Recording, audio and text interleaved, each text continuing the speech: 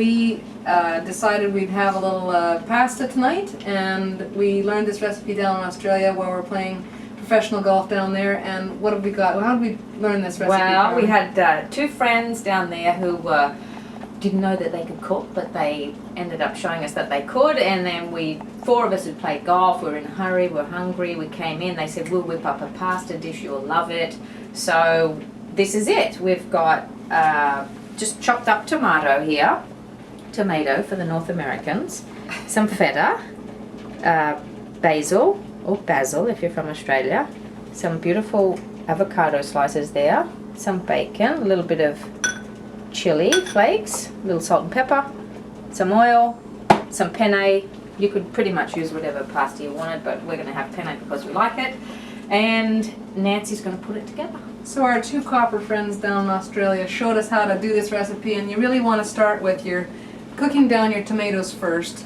Put the tomatoes in the pan with the, so we get that going, a little bit of olive oil in here with it. Okay. We decided to call this dish because we didn't really know what it was called, so we decided to call it Two Cops Special because our two friends were policewomen who retired and went on the golf tour. Right. So a little bit of salt and pepper, just to taste really, and then some red pepper flakes. It gives a little bit of zip to it. And all you're going to do is cook this down in a skillet for about 20 minutes. And just let it, the tomatoes will eventually just cook right down to a nice little sauce. And after about 10 minutes I find I want to put the pasta in the boiling water. Get that pasta get the boiling water going, and so it's all ready to go, and then put the pasta in there for about the last 10 to 15 minutes of your cooking. And that way everything will come together at the last minute. And depending on whether you want it al dente or not, 11 to 13 minutes is what we find on the penne pasta. So now what you can also do if you want is just get another little frying pan or skillet and throw that bacon in too. There. This is when you meld these things together, the flavor comes out nicely, and the bacon just adds a real nice touch to this dish. Gets a little bit of fat in there, and you sort of cut the bacon on a little thinner slice, like little pieces of it, and then let it cook with the tomatoes, and you get some really nice flavor. So that's where we're at. Sure, although our vegetarian friends, if they wanted to leave the bacon out, they could. Right, they could too. You have a vegetarian dish. And I just stir it occasionally and just let it cook down. So after about 10-15 minutes, we're going to put that pasta in. That's our next step.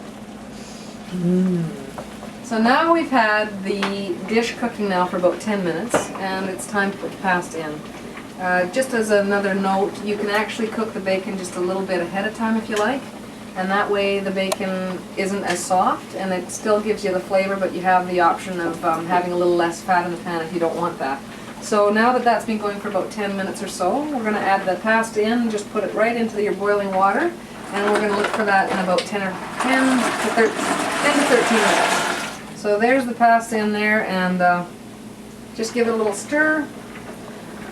We put a little salt in the water, and we'll just let that pasta cook for another 10 to 13 minutes.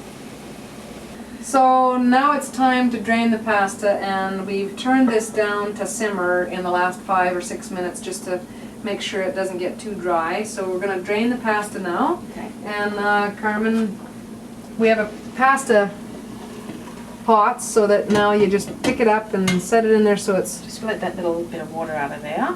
Right. And it doesn't matter if a little bit of water comes with it because this has dried out a little bit anyway, so that water's going to be good in there. Perfect. Okay? Yep. So we just dump that in. Right, and put that into your bowl, into your frying pan. Whoops, Okay, that's all right. Okay, now. Okay, so now all I do is I start mixing, and I want to just make sure I get like a little bit of the sauce all over and cover all the noodles, and I just keep mixing until I get it where I feel like I've covered all the noodles. And once I get that done, then what I'm going to do is I'm going to put that feta cheese in there so it can all melt in here while it's still warm. And then we'll keep tossing. Carmen, maybe you could put that feta cheese in for me, and we'll sprinkle it across there so it'll start melting nicely. Okay, and then do you put the avocado in after No, that? we're going to put that in after, yeah. Okay. So I'll just start putting that in there so this Give can it a get little melted bit in of here stuff. while we're still warm, and it really makes it nice because it gets all gooey and warm inside the pasta. Nice flavors all blending together. Okay, Carmen, a little more. And this is all to taste, eh? I mean, if you like feta cheese, you can put as much or as little as you like in there. It's all sort of to your own taste. And we probably put about yes, it does. Do you think you want the rest of that? Probably put a little bit more in there. It'd be good. I think we'll just go for the whole lot. Oh, why not?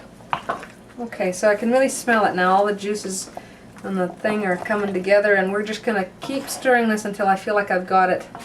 All the pasta sort of covered here. And our next step is going to be putting it into the bowl and just putting the avocado and the basil on it to sort of let people mix it a little bit while it's in their own bowl. And then we're ready to eat. Beauty. Okay. So see how that's melted down a bit now? And that makes it really flavorful because all that beautiful feta cheese is delicious. Melted in there amongst all the noodles and all the... And good for you. And good for you because now we've got the protein in there from the cheese. We've got the avocado coming up, which is your beautiful oils, good oils for your skin, and essential oils. And then we've got the tomatoes for the vegetables, and we've got a lovely dish here. Okay, cool. So Carmen, would you like to put that a little bit in there because we're going to make one serving here and show you how it looks at the finish. Hold those for me. A couple of big spoons. So put those in there and... Okay. Yep. And of course you can do individual servings if you want.